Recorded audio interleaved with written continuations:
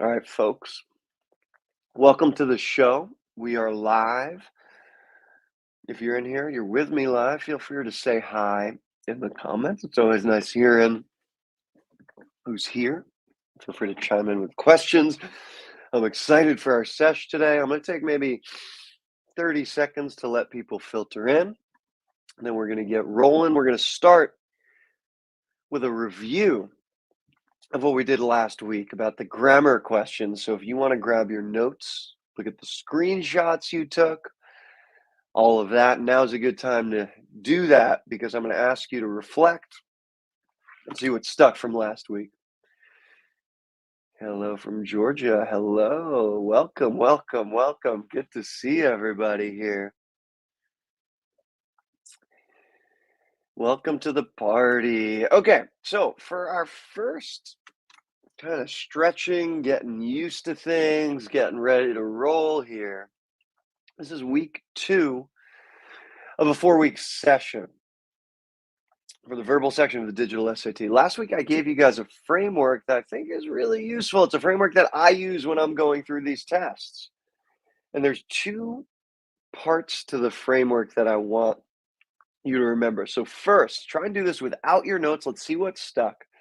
Can you name the 4 different question types we looked at last week? In other words, what are the 4 different grammar question types on the digital SAT? I'll give you a hint.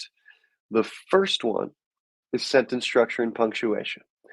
Can you name the others? Feel free to drop them in the chat or just use this as a moment to test yourself. And if you're good with that, I'll go one step further and I'll ask, what are the 3 components of an independent clause, meaning a group of words that can stand on its own? What are the 3 components of an independent clause?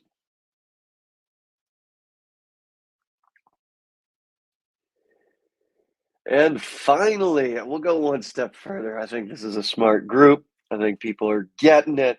We'll go one step further. What are the 8 different uses of a comma?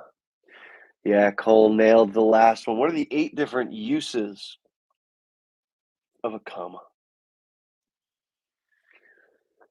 I think that's roughly where we left off last week. And just take a moment to reflect on those couple of questions. We'll get rolling in 30 seconds with the answers to those, and then we'll keep moving into new territory. A little sick this week, guys. You can hear I'm a little congested, so I might just need to get up and blow my nose a couple of times. I'm going to do that now. Here we go. Okay.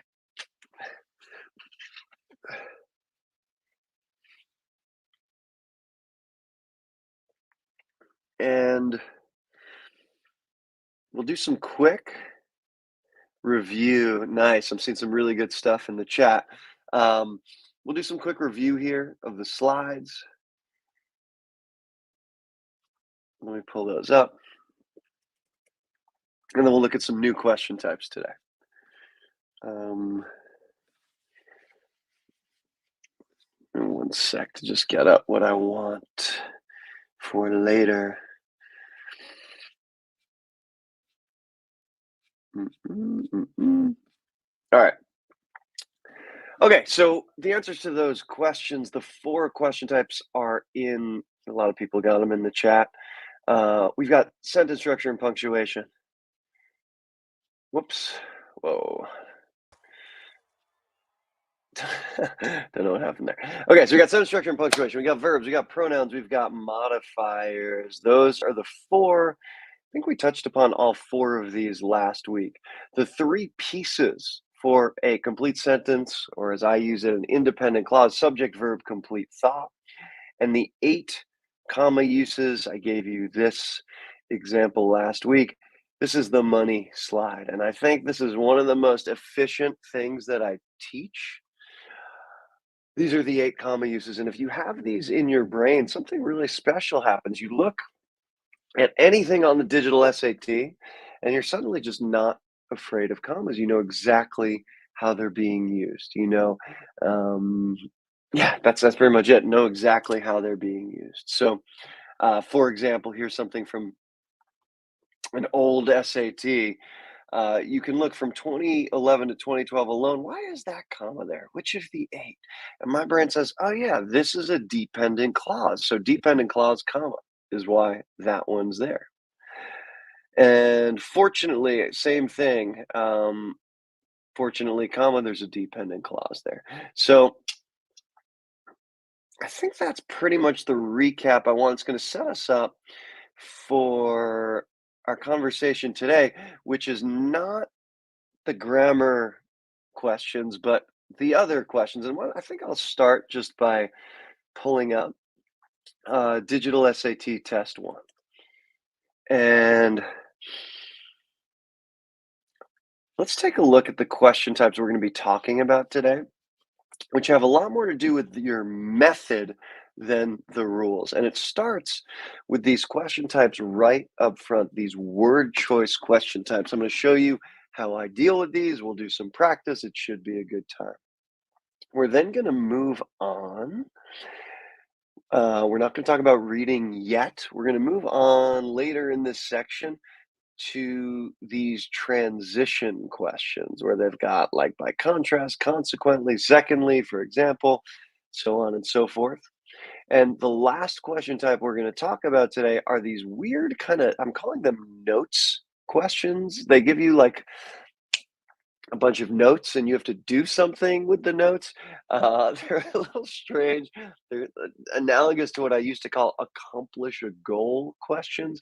I think I can give you a really uh, specific technique that's going to help with that. In fact, the technique for dealing with all three of these question types, which is kind of why I'm grouping them together, the technique is the same.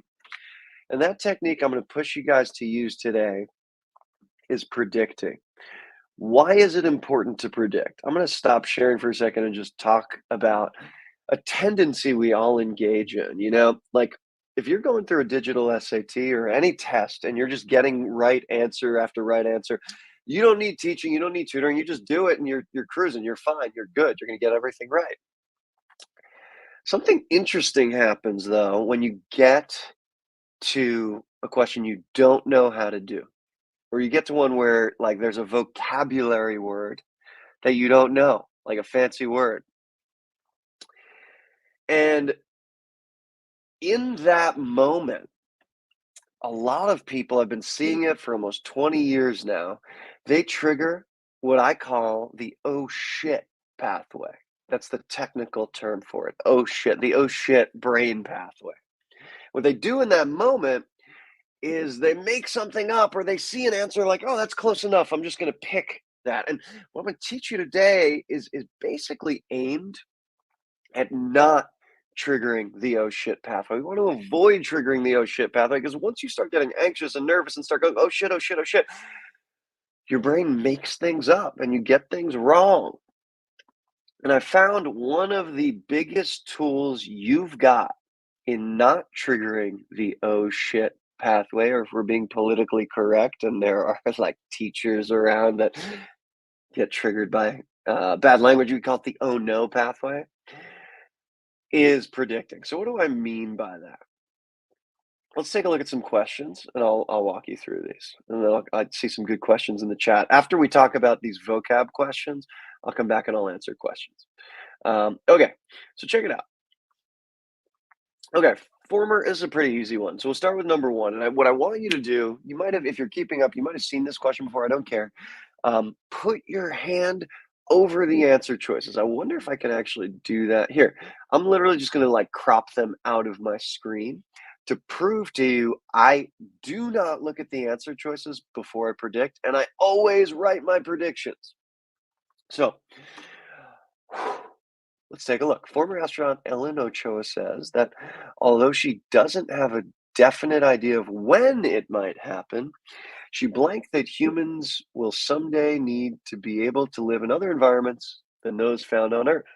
This conjecture informs her interest in future research missions on the moon. It's funny. My prediction here is probably the word predicts. So again, I'm just reading. I'm having an experience. I'm reading at the highest level I can, and predicting of all the words in the English language, what would I put in there? It doesn't have to be a fancy word, it just has to fit. She predicts. My prediction is the word predicts, and I'm writing that down. I would write it on the screen, but I'm actually on my backup computer today, guys, because my parents are visiting and they're in my office. It's a whole thing. But for now, I'm just going to grab a piece of paper. Oh, man, I don't even have that. I'm just going to grab my phone, backup, and I'm going to write down my prediction, which is predicts. And it's so important that you write down your predictions today, guys. Every question we look at today, I'm going to ask you to make predictions. And it's so important to not leave those predictions in your head because we forget those. So write down your prediction. So my prediction is the word predicts. Okay, let's go to the choices. I'm going to use a tool called yes, no, maybe. Meaning I'm going to read answer choice A and then decide yes, that matches. Um, No, that's not it. Maybe that's it. So demand. No, demands has nothing to do with predicts. It's a totally different word. And since I predicted, I'm not getting attracted by that. Okay, B, speculates. That's pretty close. I'm going to say maybe plus there. That feels like almost exactly what I predicted. C, doubts. Nope, not even close. D, establishes. No, not even close. So B is the right answer here.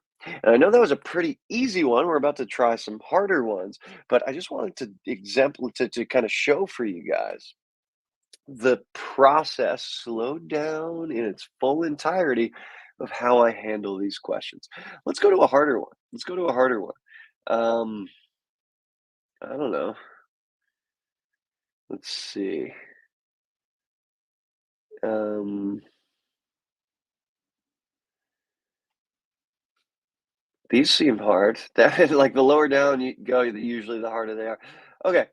Um, let's go for six. Let's go for six. And I'm blocking off the choices. I was just kind of peeking to make sure this actually is in fact a hard one. Okay, but I'm going to do the same thing. Hopefully, we get the right answer here, and then I'll come back and answer questions. I'm sure you guys are going to ask, like, what if you don't know the words? And I'll address that. But let's see what's going on here. Okay, deep breath. As you guys know by now, I'm a big believer in breathing, feeding your brain, especially on the verbal section, where sometimes you can get distracted and think about other things. Okay, seminal slash Muskogee director Sterling Harjo blank television's tendency to situate native characters in the distant past. And you really have to be like part of this predicting strategy. It makes you read, right? Like I've got to come up with something that makes sense here. So something his tendency or television's tendency to situate native characters in the distant past. This rejection. Okay, so I would bet this is just going to be something like rejection, but I'm going to finish reading. This rejection is evident in his series Reservation Dogs. Oh, fun. That's like, reminds me of the movie Reservoir Dogs, which revolves around teenagers who dress in contemporary styles and whose dialogue is laced with current slang. Okay, I love that. I'm happy I picked this one because my prediction here would just be rejects. He rejects the tendency. How do I know that? It says this rejection. That refers back to this word. Do I need to be fancy? No. Do I need to come up with a fancier word? No. I just need to be accurate. So I'm going to take my phone here. You guys, if you have paper, probably better than your phone. You know you can't use your phone on the actual SAT. And I'm writing down the word rejects. Rejects. Okay, let's go. Yes, no, maybe. A, repudiates. I'm going to kind of play a little dumb here and say, I don't know. That sounds like it could be rejects. I don't know exactly what that means. I'm going to say maybe. I'm going to keep that around. Okay, proclaims. Proclaims. Pro sounds like a positive word to me. So B, I'm going to say no. I don't think that's it. I don't think that's it.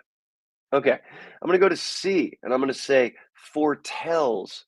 Is that I'm checking my prediction again. Is that rejects? Huh.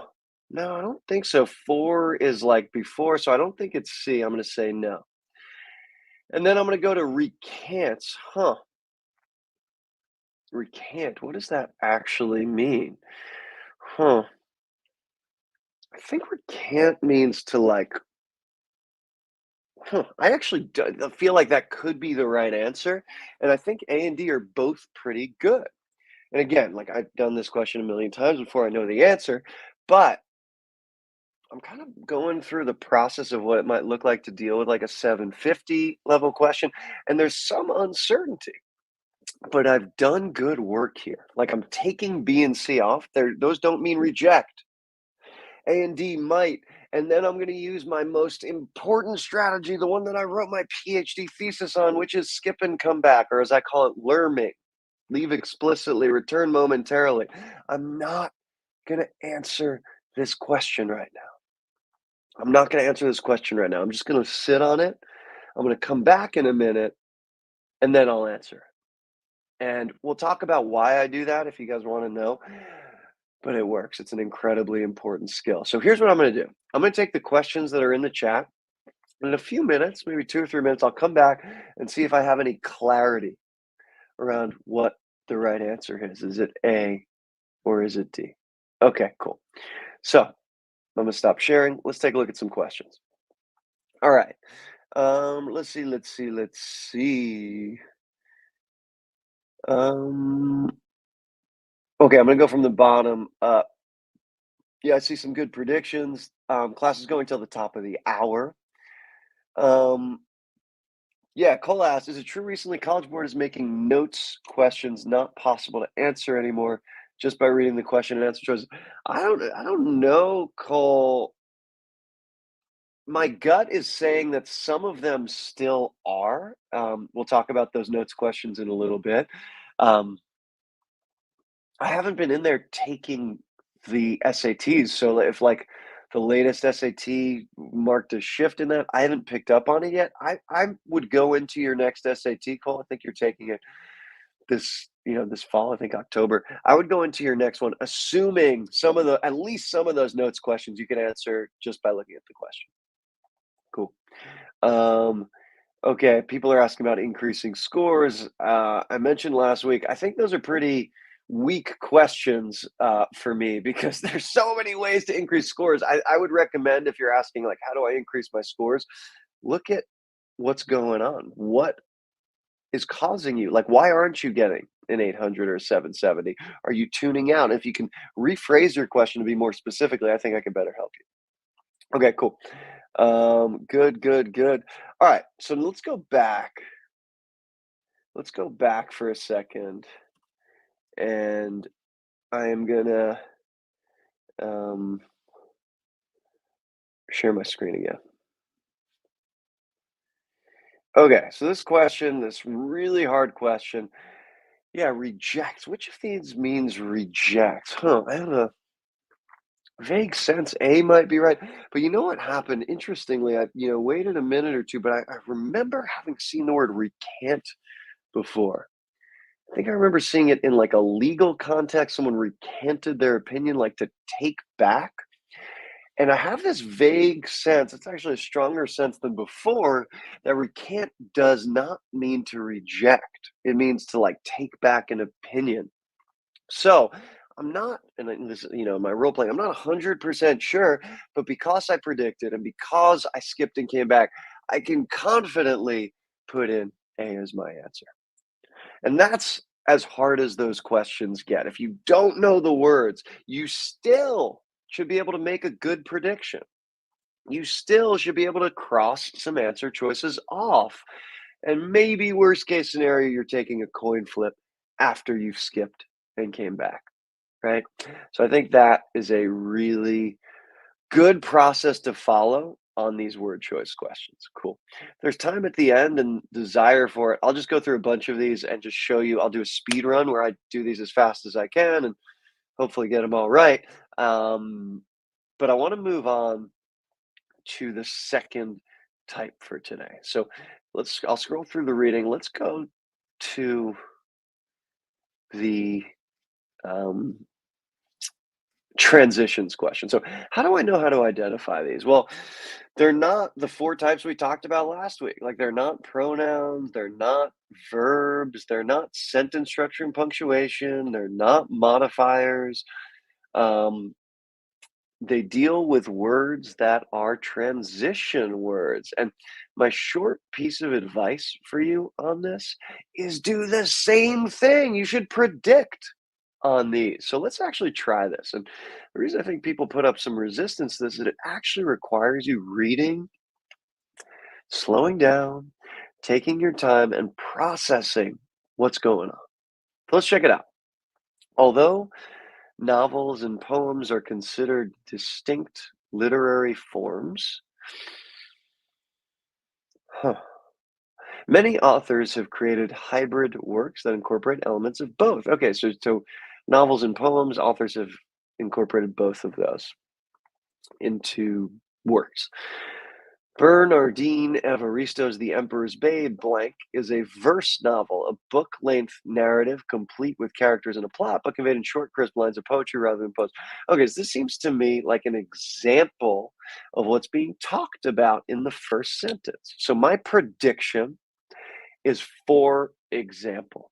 Let me write that down. For example, and now let's look at the choices. By contrast, no. Consequently, no. C, secondly, no. D, for example, it's exactly what I predicted. And on these transition questions, you will be surprised how often you will predict the right answer. So let's look at another one of these. We'll make it a little more difficult. And let's compare predictions in just a second. So let's do number 30. I'll pause for a minute. You write your prediction down. I'll share my prediction and we'll see if we can get it right together. 1 minute on the clock.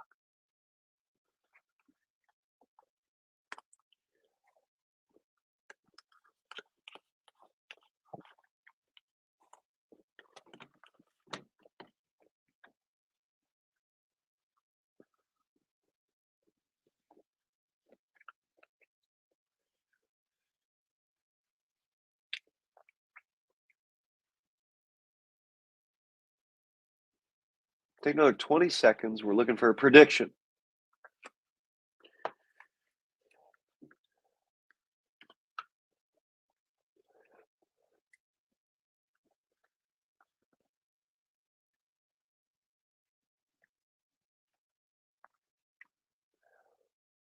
Okay.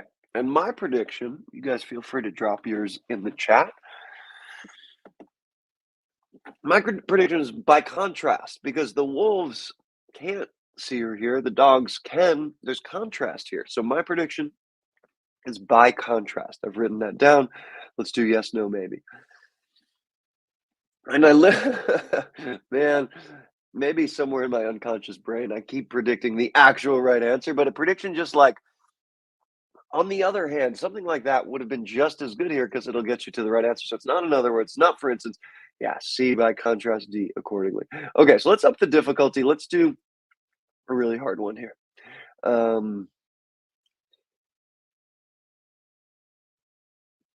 Yeah, this one seems harder. 31. Last one we'll do of this type. I'll put 1 minute on the clock.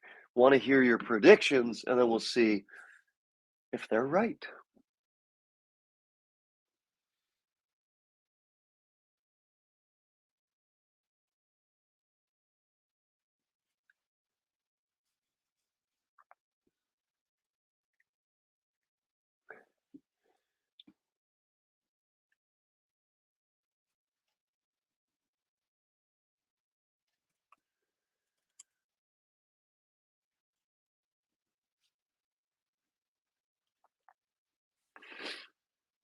Okay, take another 20 seconds. Pulling up something to show you guys that I think will be cool.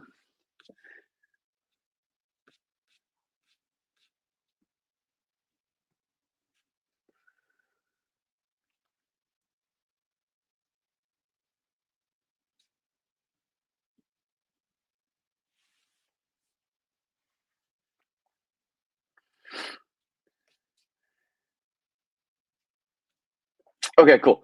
So what's the prediction here? I don't know if you read closely, recently might be a good prediction. So I write down recently and let's take a look. Similarly, no, that's not talking about like in recent times.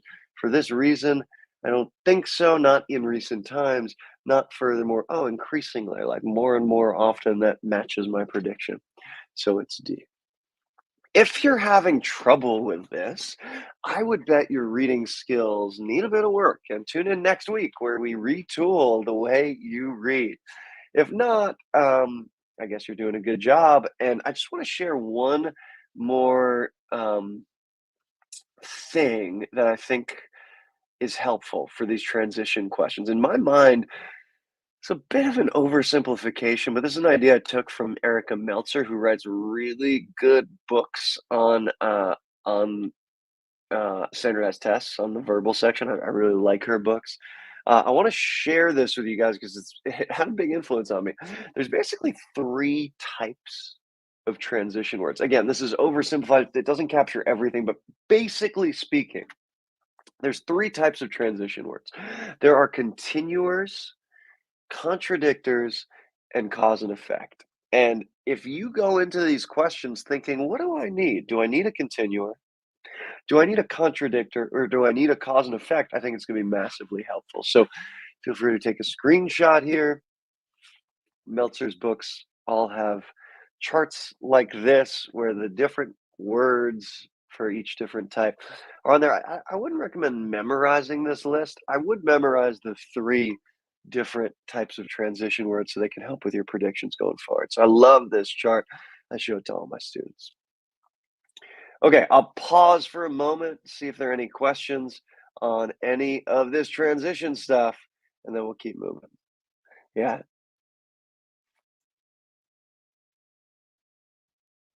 okay. All right. So any questions on transition questions, or should we go to the last type for today? I'll take the lack of questions to mean let's go to the question. Let's go to the last question type. So let's check it out. Um, where are we? Okay, cool. All right, and this last question type's kind of strange. It's kind of different from others on standardized tests. I also find them kind of to be pretty easy if you approach them with the same strategy of predicting. So let's check it out. I don't know. These last two questions, these are both note questions, right? There's bullet points. That's kind of the giveaway. Let's do both of these. I'll show you the technique, and then maybe I'll get to a speed run. Okay. So while researching a topic, a student has taken the following notes. Um, and I'm just trying to think about how I almost certainly would read this part first. So, student wants to present the study and its findings. Which choice most effectively uses relevant information to accomplish this goal? So, what do they want here? Present the study and its findings. And I think Cole was alluding to the fact that you can kind of do these questions without even reading these. I don't know. I haven't formed opinions enough on this yet to fully endorse that approach. Could you probably get to the right answer without reading up here? Probably. But for now, I'm going to recommend actually reading the notes. So take a moment. I'll do the same. And I'm going to predict what's the study and its findings. So I think the key thing you do get from actually reading is you get to make that prediction, which is the whole point of today's class. So what's the study and its findings?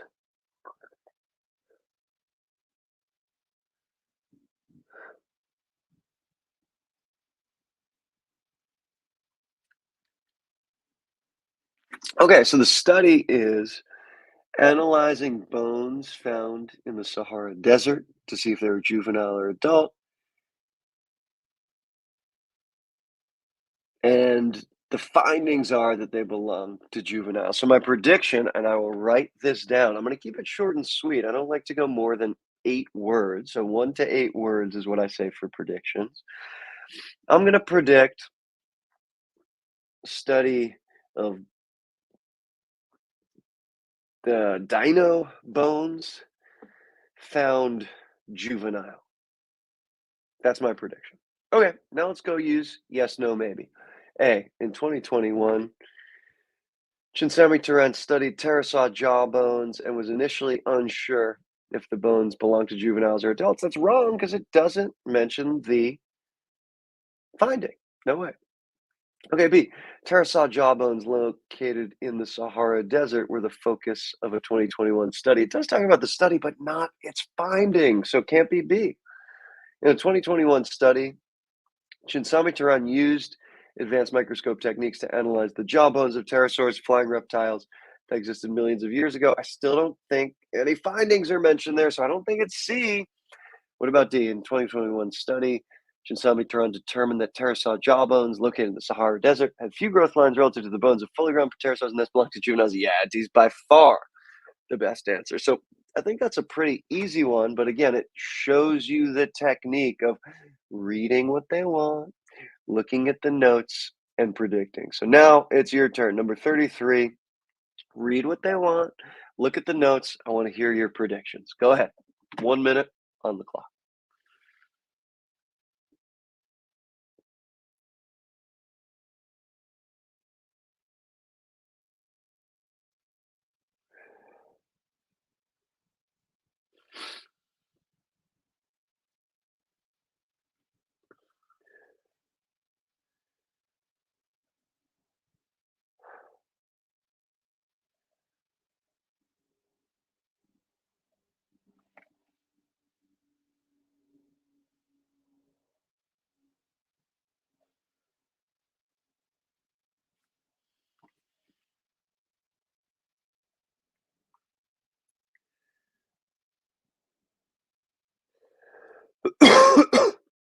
Another 10 seconds. I want to hear some predictions.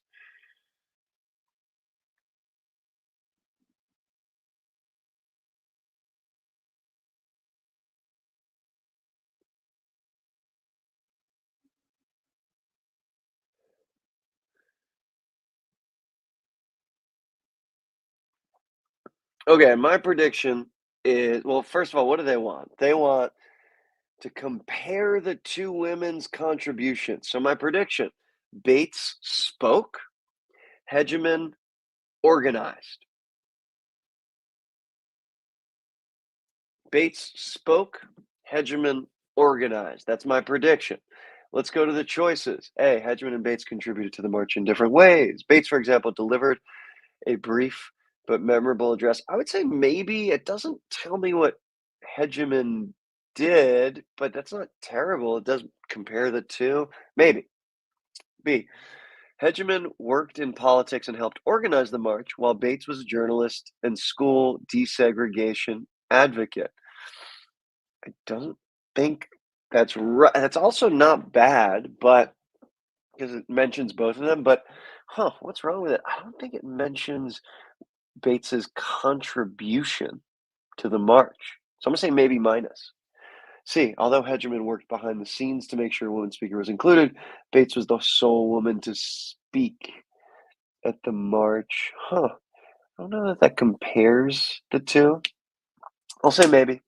And D, many African American women, including Bates and Hegemon, fought for civil rights, but only one spoke at the march. That doesn't compare the two contributions of the women. So definitely not D. So listen, I'm down to the two best answers. And if you're rolling your eyes, like this is a very common thing on the digital SAT. Like two answers are not good. I think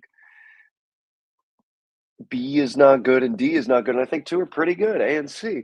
And again, I've trained myself to not trigger the oh shit pathway. So I'm going to take a moment. I'm going to skip and come back. I'll come back for questions and then I'll come back and figure out what the right answer is. So I will pause. We'll come back to the room and let's see. Yeah, I see some good predictions. Nice. Good. Yeah. I'll talk about some of these questions in a minute. Okay. I don't skipping and coming back doesn't take that long to work. You know, it could take 30 seconds, it could take a few minutes. The idea is you put your brain somewhere else. You don't let it stress your mind and body. You start thinking about something else. And then when you come back, you're looser and you've got a fresh look at the question. So I'll just model that one more time. We'll come back and answer this question and then we'll move on. So Compare the two women's contributions to the March on Washington. I like A. Hedgeman and Bates contributed to the march in different ways. Bates, for example, delivered a brief and memorable address. Man, I just don't like that Hedgeman didn't like, we don't it doesn't talk about what Hedgeman did, so I think A might not be it. Okay, although Hedgeman worked behind the scenes to make sure a woman speaker was included, Bates was the sole woman to speak at the march. Yeah, it talks about both of their contributions, and this is a harder remember. I did this back in the day, but it's a hard question because I think they're both pretty good. I'm gonna go with C over A because it doesn't talk about Hedgeman's contribution, and we need the two women's contributions. So here's our contribution, and here's Bates's contribution. Yeah, solid. So that's going to be the right answer. Okay, good. So what's the takeaway here, folks? It's to do their couple, I think. The first one is force yourself to make predictions and write them down. I know we're antsy. I know we have places to be. I know you want to finish the test, but you would do well to slow yourself down, to predict, and to write your predictions down. On the digital SAT, you there's like a little notes function built into the test. You can practice that on Blue Book. I personally don't use that. I like old school scrap paper. Maybe that's because I'm old. But if you're in the digital SAT and you request scrap, sometimes they just give you scrap paper, but at the very least, if you request scrap paper, they give it to you. So I would write your predictions down there.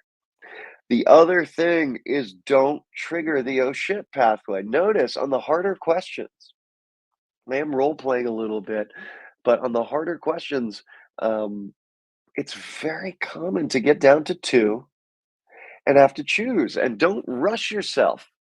Take a moment, come back later, and give your brain time to process these harder questions. So those are my pieces of advice on the non-grammar questions. We're not at reading quite yet. I'll do a speed run in a second. Before I do, I'm going to take some of the questions from the chat. So, Infamous Pants 25. I'm always running out of time on the, I guess you mean the verbal section of the SAT as opposed to the math section, where I'm usually left with north of 10 minutes. What should I do to start getting better at English timing? You know, I think I've told this story before. I can't remember if it was this iteration or the last iteration, but long story short, I'll tell the 30-second version of a longer story that I usually tell that I think might help you, Infamous Pants. A couple of years ago, I was living in New York and I was working on my tennis game. I was pretty good at tennis, but my serve was terrible. And I hired a really good, well-regarded teacher. He wound up being a great teacher to teach me how to serve, and he taught it in 3 lessons. The first lesson was the toss. All we did was toss. The second lesson was hitting it in the box, just softly. And the third lesson was putting it all together. And I very often get the question about timing and I'm not going fast enough. And what I really encourage you to do is before you even consider timing, make sure you're getting scores that you are thrilled about. I'd bet a lot of money, Infamous Pants 25, that even with the extra time, you're not getting scores that you are thrilled about. I would bet you're getting scores you're kind of okay about. So until you're getting almost all of the questions right, timing isn't even important. You've got to get accurate. So what I do with my students, my tutoring students, is I have them set the timer for double time on the Blue Book software at the beginning. You could say include extra time. Give yourself twice as much time. It doesn't matter. And still go through the process of predicting, reading, taking your time to answer the questions right. If you're trying to get the timing right before you get your accuracy right, it's never going to happen. It's like trying to hit a perfect serve before you master the toss. So that's my answer to you, Infamous Pants. If I'm somehow wrong, if you're getting all the questions right and it's just taking you 10 minutes extra, that almost never happens, but if it is, send me a DM on the school platform and I'll give you some timing drills to help you go faster. But 99% of the time, it's actually not the timing that's your issue. It's being a better reader. It's knowing how to classify questions. It's knowing your independent clauses, that kind of thing. Okay, cool. Cole brings up a point. Last says Proctor let people come into the room and paper was already down on desks. People were able to look at phone and write formulas down before putting the phone away. Proctor didn't know. Yeah, it's kind of funny, Cole. I don't know if you're going in there hoping to cheat by writing something down from your phone. I think you're underprepared. Like, what did they not know the area of a circle formula? You know, if they didn't study well. Like, even if you have the opportunity to write something down from your phone, if you're doing it, you're underprepared. That's my sense. If you don't know your formula, you're underprepared. I don't think that's particularly an advantage. Um, cool. Thanks, Infamous Pants. I hope that resonates. It's hard to look in the mirror and be like, you know what? I suck at reading. And I'm not saying you do, Infamous Pants. We're just getting to know each other. But I think the truth is, and I think one of the reasons I've been successful in my career as a tutor is I tell the truth, even if it might be uncomfortable. The truth is, if you're running out of time, you're probably not good enough at the core skills of reading and grammar and predicting. Um, I hope it's almost always reading, by the way. Next week, I'll show you the moves to actually be a great reader. And if you go in there and you are a great reader and you've practiced enough, you're just not going to run out of time. You're just not. Yeah. Yeah, I totally get it, Infamous Pants. Welcome to the club. Like, there are moments where I suck at reading. I think the difference between me and a lot of my students is I catch myself sucking at reading one sentence in. It's like, oh my God, like I just read a sentence and have no idea what I read. I think a lot of people who I work with, that happens after a full question. They've read like 3 paragraphs. They're like, oh my God, well, what the hell was that? I've just been daydreaming about my weekend. You got to get out of that habit. You got to get out of that habit and catch yourself sooner. I'll show you exactly how to do that next week. I'll show you exactly how to do that next week. Cool. And no shame if you suck at reading sometimes. It's just part of the kind of attention strain that humans are under right now. It's hard to focus on things. In fact, a lot of this test can be viewed as a focus test. Can you focus and psych yourself up to read about fossils for 2 minutes? If you can, great. You'll get an 800. If you can't, you won't. So I get it. I have some strategies, some techniques that'll help you focus next week. Okay, good. All right, I'm gonna go on to my speed run. We'll do some questions. I'll check in afterwards. I'll just take one more minute. I'm loving these questions and these stories. And if there's anything else you want me to answer before I do this speed run, speak now or hold your peace till next week. I'll queue up.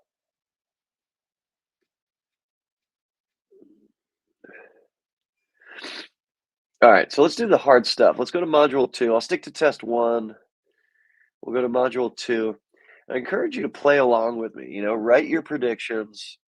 See if you can keep up. Again, on math, I go way, way faster than my average student. On verbal, I don't think I go much faster than my average student. In fact, sometimes I go slower, and I think that's an advantage. I'm obviously still finishing the test in time, usually with a couple minutes to spare. But for the next, I don't know, 14 minutes here, see if you can slow yourself down and actually do some thinking. Get your phone out of there. Stop checking websites on the side. Let's actually focus together. I'll have my phone because I have nothing else to write with. But let's actually focus together, zone in for these next now 13 minutes and see if we can actually do some high level thinking, get some really hard questions right. Okay, I'm going to have to keep blowing my nose. I'm just a mess today. Okay, let's go. For painter Jacob Lawrence, being blank was an important part of the artistic process. Because he paid close attention to all the details of his Harlem neighborhood, Lawrence's artwork captured nuances in the beauty and the vitality of the blank experience during the Harlem Renaissance and the Great Migration. My prediction is detail oriented. Detail oriented. Okay, I should write that down. detail oriented. Okay. A, skeptical, no. B, observant, pretty good. C, critical, no. D, confident, no. It's B. Great prediction. Good job, Dan. Two, Monica Lopez Ferreira and others at Brazil's Butantan Institute are studying the freshwater stingray species Potamictrigon rex to determine whether biological characteristics such as the ray's age and sex have blank effect on the toxicity of their venom. That is, to see if differences in these traits are associated with with considerable variations in venom potency. Okay. Let's see. What's my prediction? I might have to reread part of this. Determine whether biological characteristics such as the ray's age and sex my prediction might be like a tangible, like a noticeable effect on the toxicity of their venom. Um, okay, I'm gonna guess. I'm gonna predict tangible, and then I'm gonna also write like noticeable or measurable. Yeah, I'll go with noticeable. Okay, A, disconcerting. I think that's too negative. B, an acceptable. I don't think so. C, an imperceptible. That's the opposite of what I want. D, substantial. Yeah, measurable. That's a good one. Okay, cool. I'm gonna scroll down and try and get to the hardest ones here. See if I can get to the hardest ones of all three question types we talked about. Okay, let's try number six. Okay. In studying the use of external stimuli to reduce the itching sensation caused by an allergic histamine response, Louise Ward and colleagues found that while harmless applications of vibration or warming can provide a temporary distraction, such blank stimuli actually offer less relief than a stimulus that seems less benign, like a mild electric shock. Okay, so my prediction is actually benign, isn't it? Let's see. Like more the double negative here is tricky, but such yeah, like benign or like chill might be my prediction. I want to point out like chill is a perfectly good prediction here. It doesn't have to be a fancy word. So I'm gonna say chill, benign, like superficial. I'll put that in. Chill, benign, superficial. Okay, good. A, deceptive, not even close. B, innocuous. That means not harmful. It means almost exactly what I predicted. I think that's going to be it. C, novel means new. No. D, impractical. No. So notice I took a moment up front to make my prediction, which I thought was pretty hard to predict here. Once I did make my prediction, I'm just trying to match up the word with my prediction, and that makes me feel 100% confident. Innocuous is the answer. Some of you might be thinking, what if I don't know the word innocuous? I don't think it really matters if your prediction's good. Let's say you predicted chill. Does deceptive mean chill? No. Does innocuous mean chill? You don't know. So leave it around. Does novel mean chill? No, I don't think so. It doesn't feel like it means chill. Impractical, no way. You could still get to the right answer if your prediction is good. So that's the key here. Let's do one more here. The province of Soshonochko was situated on the Pacific coast, hundreds of kilometers southeast of Tenochtitlan. Oh, it's where Mexico City. I've been there. The capital of the Aztec Empire. I think Tenochtitlan evolved into Mexico City. Because Shonoshoko's location within the empire was so blank, cacao and other trade goods produced there could reach the capital only after a long overland journey. Okay, my prediction is isolated or remote. I'll write that down. Isolated, remote. Okay. Unobtrusive. No, that doesn't mean isolated or remote. Concealed? Maybe that's close. Approximate? No. Peripheral. Ooh, that does feel good. Now this is the hardest question. I think the hardest question on the test. We're in module 2. It's the last one. And I see why it's hard. Both concealed and peripheral are really close to my prediction, which was isolated or remote. And if this were the test, I might skip and come back and give some space. And then when I came back, I'd see concealed actually means like closed in a container. It's not exactly like a geographical location that is isolated, whereas peripheral does mean like in the corners, like peripheral vision, means a physical location that is like on the fringes. So D is in fact the right answer. Tricky. Nice. Okay, let's go to the transition questions. Same thing, maybe a little harder. I'll do my speed run. Okay, let's go straight to the hard ones, guys. Like, oh, I guess there's only two of them, so let me just do both. Okay. Small flat structures called spatulae are found on the tips of the hairs on a spider's leg. These spatulae temporarily bond with the atoms of whatever they touch. Blank spiders are able to cling to it and climb to almost any surface. Yeah, I'm going to say consequently is my prediction. A, for instance, no. B, however, no. C, similarly, no. D, as a result, yes. You know, these, especially with the Meltzer three column idea in my brain, these are really straightforward, guys. So, as a result, is the right answer. Okay, and 29. Let's see. In November 1934, Amrita Shergill was living in what must have seemed like the ideal city for a young artist, Paris. She was studying firsthand the color-saturated style of France's modernist masters and beginning to make a name for herself as a painter. Blank Shergill longed to return to her childhood home of India. Only there, she believed, could her art truly flourish. I don't know. My prediction is however. There's some sort of contrast word. However, is my prediction. Okay, still, that's a contrast word. Let me actually pull this up. Yeah. So if you remember, contradictor is a contrast word.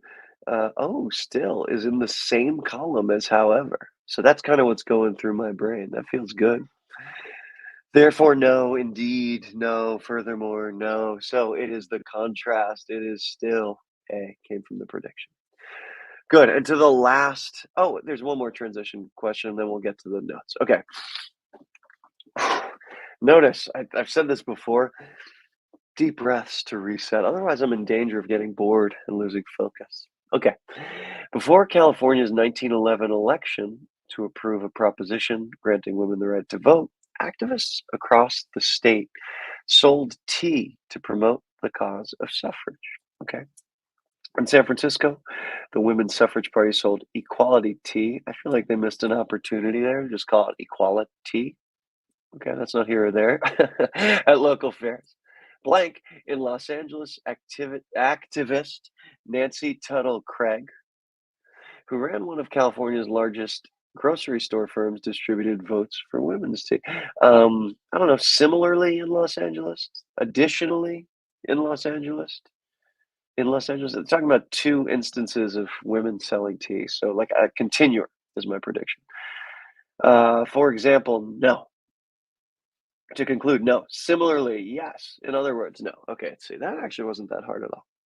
Okay, and let's see. We got 5 minutes here. Let's go to the hard ones. Yeah, let's do the last two of these. Okay. Um, Actually, why don't I do the hardest one and then I'll pause for any final questions. So I think the hardest one is usually the last one. Let's go right to it. Student wants to emphasize the uniqueness of Taylor's accomplishment. I'm going to highlight that, the uniqueness of Taylor's accomplishment. I'm going to read the notes. Okay.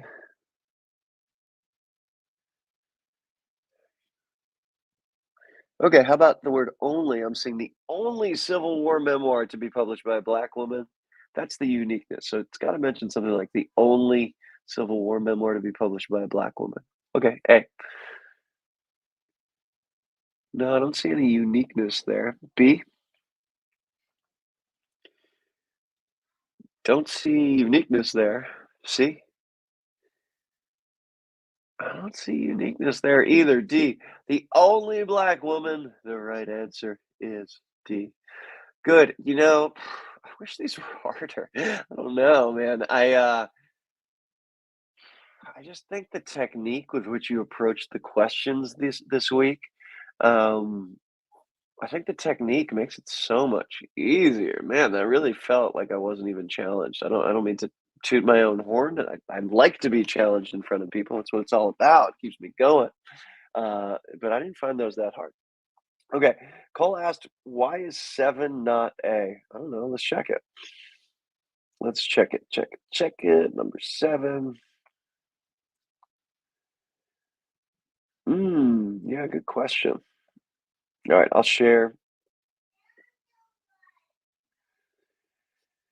Okay. Well, what was my prediction here? Like isolated. What does unobtrusive mean? I encourage you as you guys are studying. If there's something you're not entirely sure about, just do this. Go to Google. You could take your guess on the definition, but I like the idea of looking words up as you're studying. Unobtrusive. Here, I'll share my tab. You can just Google define unobtrusive and it's right there. Does this mean isolated? Not attracting attention, retiring, unassuming. It doesn't mean what I'm looking for, which is like physically isolated. I think it'd be strange to describe, Oregon as unobtrusive, whereas I think it would be appropriate to describe Oregon, like a physical location, as peripheral. Same thing with concealed, and I kind of like this idea. I'm just kind of noodling on this right now. I don't know what I'd call this, but like coming up with a different example that's more familiar to what you know. Like, I don't know that much about Mexican geography, but I know US geography and like what's in the corner of the US, like Oregon, Washington State. That's kind of what I'm trying to describe here. So, would I describe Washington State as unobtrusive? No.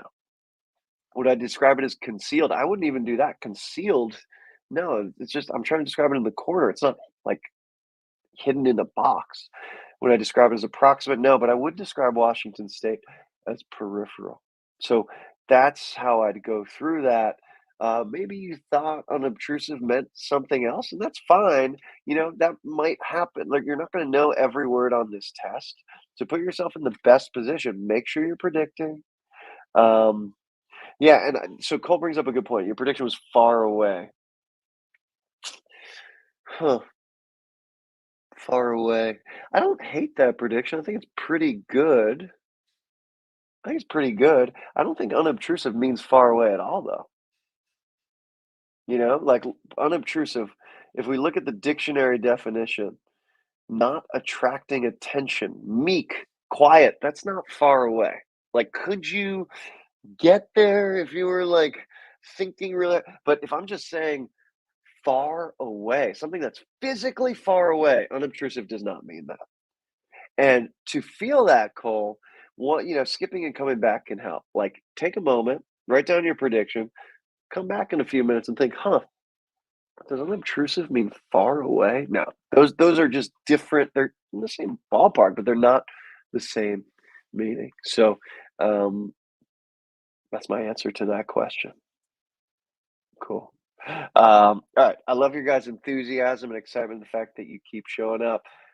Next week, probably the most valuable stuff I've got to teach in my career, how to read on an elite level. Yeah, and to respond to your point, Cole, thinking too hard. If you ever feel yourself like, oh, just skip and come back, like leave the problem, come back later, stay relaxed. That's a perfect use case for learning to leave explicitly, return momentarily. Okay, so let's wrap it up here, folks. We're at the hour. Thanks for tuning in. Tell your friends, bring them back next week. I will teach you to read at an elite level next week. It's on. I'll see you all in the school community. Until then, uh, that's it, folks. Thanks.